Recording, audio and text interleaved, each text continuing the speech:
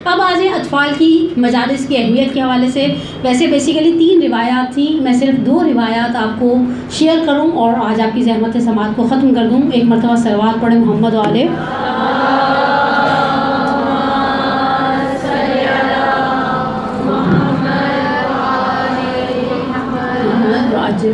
پہلی روایت مکتوب نمبر 31 صفین سے پلٹتے ہوئے مولا کا ایک خط ہے، اس کے اوپر شرحیں لکھی ہیں علماء نے اور بہت ہی خوبصورت خط ہے۔ آپ ہمارے درمیان جو مائیں ہیں نا اس خط کو ایک دفعہ ضرور پڑھیں اور پھر اس خط کی ٹون کو اپنی ٹون کے ساتھ ذرا ملا کر دیکھیں۔ ہم بچوں کو پتہ ہے کیسے نصیحت کرتے ہیں، لوگ کیا کہیں گے، ذاکرہ کا بچہ ہے سمبال بنا کر جا رہا ہے، اس بیچارے کا کیا قصور کو میں لے کر پیدا ہو گیا۔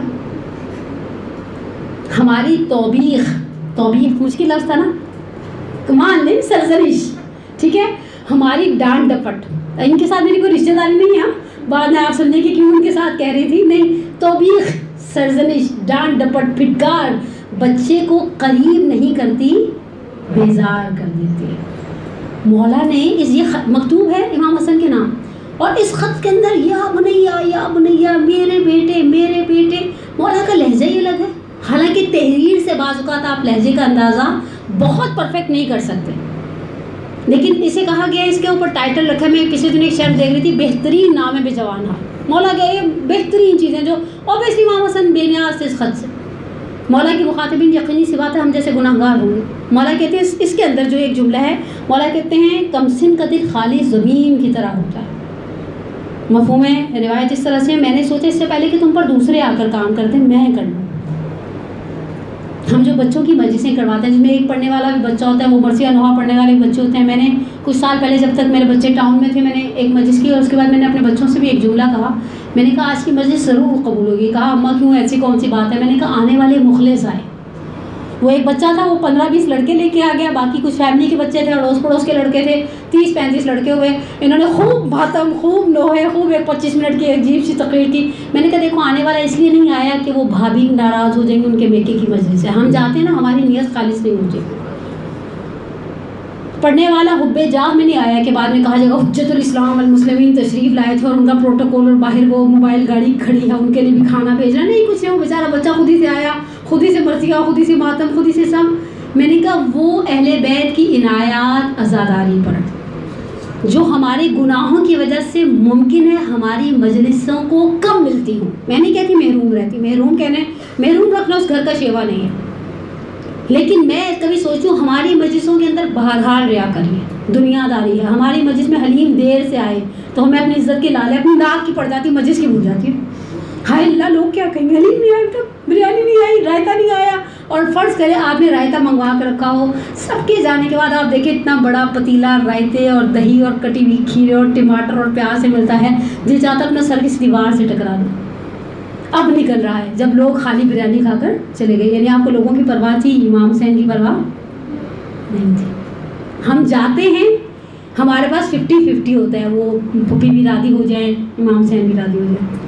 ہم بلاتے ہیں، بعض لوگ زہر لگتے ہیں، یہ گراؤنڈ ریالٹی ہے۔ دنیا میں ہمیں سارے لوگ اچھے نہیں لگتے، ہم کیوں بلاتے ہیں؟ نہیں بلائیں گے تو ان کو برا، بھائی کی سالی ہے، نہیں بلائیں گے تو بھائی کو برا لگ جائے گا۔ اس میں بھی ہماری خالص نیتیں نہیں، ہماری نیتیں کھوٹ والی، ہمیں ایکسیپٹ کر لینا چاہیے، بچوں کی نیتیں کھوٹ والی نہیں ہوتی۔ ہم تو ماتم بھی سہج کے، آج کل کی تو خواتین نے ماتم کرنا ہی چھوڑ دیا ہے، پیچھے کھڑی ہو کر انتظار کر رہی ہیں، جہاں کھانا ہوتا ہے وہاں مجبور ہوتی، جہاں نیاز ہوتی یہاں ایسے نکلتی جیسے خدا نخواستہ زلزلہ نہیں تیزی سے جلوس میں سے گزار دیا جاتا، ان کو روک دیا جائے گا، قیامت آ جائے گی۔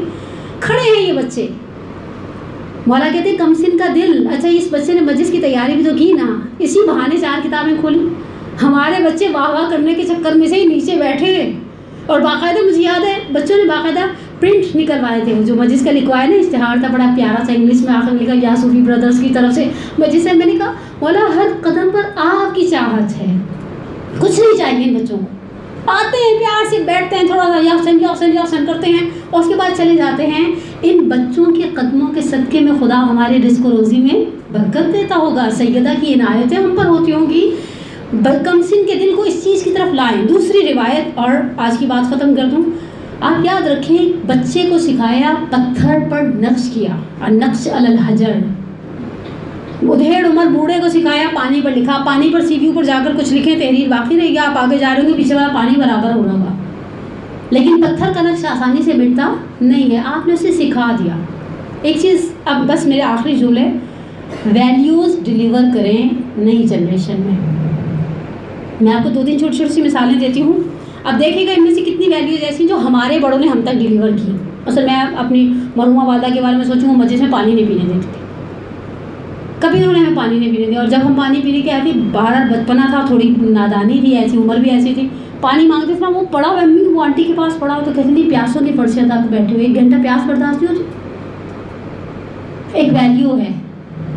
ابھی کبھی مسجد میں گلا بہت خشک ہو جائے، میں ابھی مسجد پڑھ کر ہی آ رہی ہوں گھر کی، اور فیملی میں سے کسی کی، اور شاید میں نے 1 گلاس پانی پی لیا، پانی پیتی ہوں نا تو ان کا جملہ، پانی کا گلاس ہاتھ میں ہوتا تو ذہن میں ہوتا ہے پیاسوں کی فرش اعضاء پر بیٹھو۔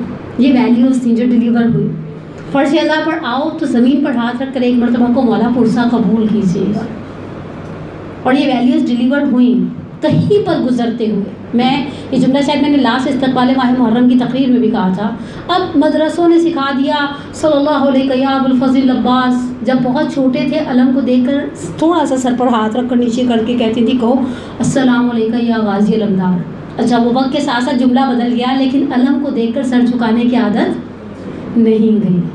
میں لاسٹ نجف اشرف میں تھی، مولا کے حرم سے باہر نکلی، کچھ لوگ ایسے ہوتے ہیں جو جب باہر نکلتے ہیں نا اس گلی سے جو جس میں آغا ثانی کا گھر ہے یا یہ حاجی اسٹیج والوں کا اسٹوڈیو بھی ہے، واپس مڑتے ہیں، ایک مرتبہ ضرور سر کو جھکا کر کہتے ہیں صلی اللہ علیہ یا ابا الحسن۔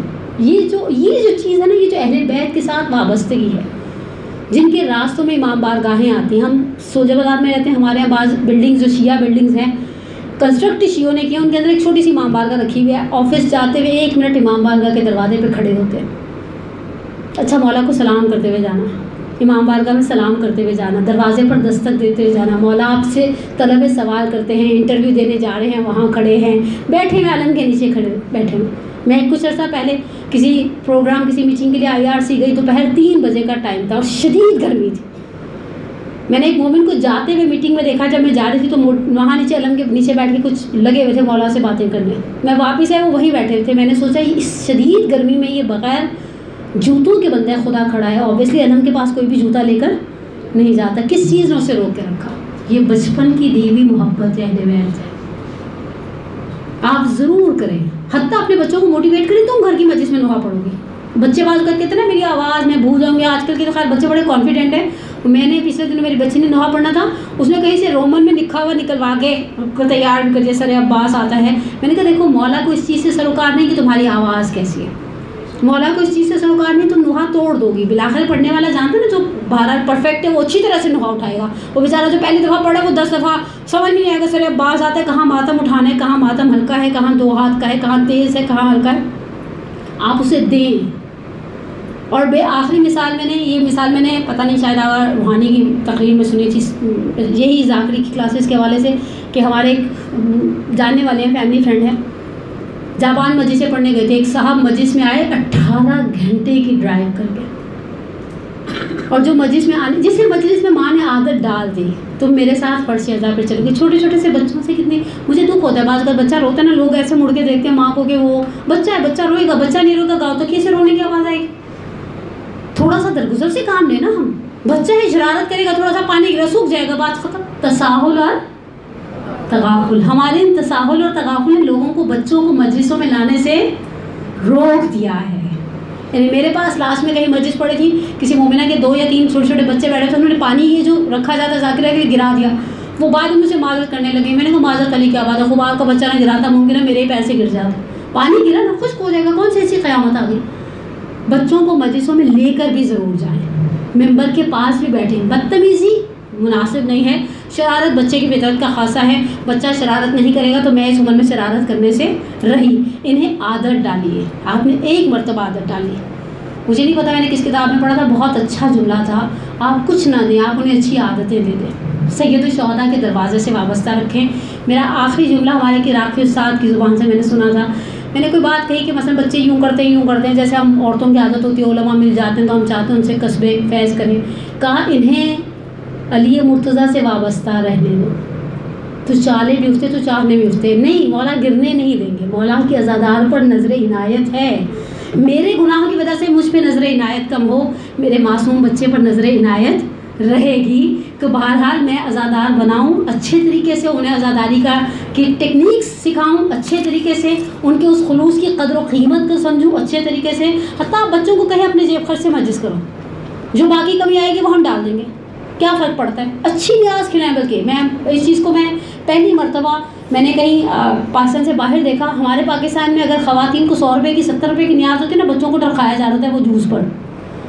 میں ان کے مجلس پڑھنے کے لیے گئی پہلی مرتبہ، تو میں نے دیکھا انہوں نے بچوں کے لیے چھوٹی سی ایک چاکلیٹ ڈالی ہے، ایک کینڈی اور ایک چھوٹا سا اسٹف ٹوائے ہے. مجھے بہت اچھا لگا. یہ چیز میں نے دوسری مرتبہ مشہد مقدس میں دیکھی. اس وقت میرے بڑے والے بچے چھوٹے تھے، میں مجلس پڑھنے پہلے دن گئی تو میں نے اپنے چھوٹے دونوں سے کہا مجلس میں چلو گے؟ تو کہہ رہے ہم نہیں جا رہے. وہ بیچارے گھر میں مجھے سن لیتے ہیں. بڑی بات ہے نا، صبر چاہیے اس کام کے لیے، اب باہر بھی آپ ہی کو سنیں. خیر میں واپس آئے تو انہوں نے بڑے بڑے ہیمبرگرس اور جو ڈرنک کی بوتلیں تھیں. میں نے ان سے کہا تم دونوں نے گئے نا، وہ آنٹی بیئر بانٹ رہی تھی بچوں کو. کہتی کیا؟ میں نے کہا 13-14 بچے تھے، سب کو انہوں نے بیئر چھوٹے چھوٹے سے بیئرز بانٹے ہیں. بڑے یعنی اکنامیکل تھے، بہت کوئی آسمانی قیمت کی چیز نہیں تھی کہ آپ کہیں بہت کوئی کروڑ پتی خاتون تھی. اگلے دن جب میں مجلس کے لیے تیار ہو کر مسافر خانے میں ہم لوگ رکے ہوئے تھے، میں پہنچی تو میں نے دیکھا وہ دونوں صاحبزادے تیار بیٹھے ہیں، پشتی سے ٹیک رہے ہیں کہاں جا رہے ہو؟ آج آپ کے ساتھ مجلس میں جائیں گے. اور جیسے ہی انہوں نے نیاز لے لی، انہوں نے مجھے پیچھے سے چٹکیاں بھرنے شروع کر دی. گھر چلیں دیکھیں اس میں کیا ہے، دیکھیں اس میں.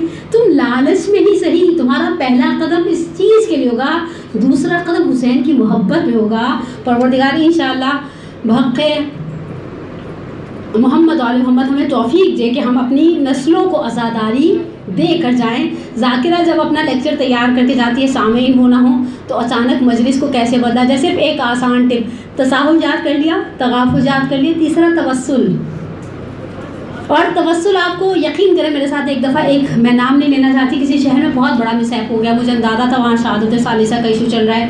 مجلس کے بعد ایسے ہی سوال جواب کا سیشن تھا. پہلی پرچی آئی کہ نماز میں درود کے تشہد کے بعد اجل فرج ہم کہہ سکتے ہیں. میں نے کہا کہہ سکتے ہیں. پھر پرچی، پھر مجھے اندازہ ہوا یہ پرچیاں پلانڈ ہیں. اس کے بعد کہا جائے گا جب اجل فرج ہم کہا جا سکتا ہے تو اشہد ان علی ولی اللہ بھی کہا جا سکتا ہے. میں نے پہلا جملہ صرف ایک بولا، جناب سیدہ آپ مددگار ہیں، میں ان کے بس کی نہیں ہوں. مددگار ہیں، شہزادی مدد نہیں کریں گی. میں بیوی کو ایک جملہ کہتی ہوں جب صبح ہوتی ہے نا، ایک جملہ کہتی ہوں. بیوی میرے گھر ماسی آتی ہے نا، کہتی باجی یہ چیزیں سمیٹو میں جھاڑو پوچھا کروں. جھاڑو پوچھا کرنا اس کا کام ہے، چیزیں سمیٹنا میرا کام ہے نا. اب گھر میں بچہ ہے میرا ایک چھوٹا 1.25 سال کا، 10 چیزیں گراتا ہے، یہ کام میرا ہے. میرا کام مجلس پڑھنا ہے. راستے میں جتنی رکاوٹیں ہیں انہیں برطرف کرنا آپ کا کام ہے.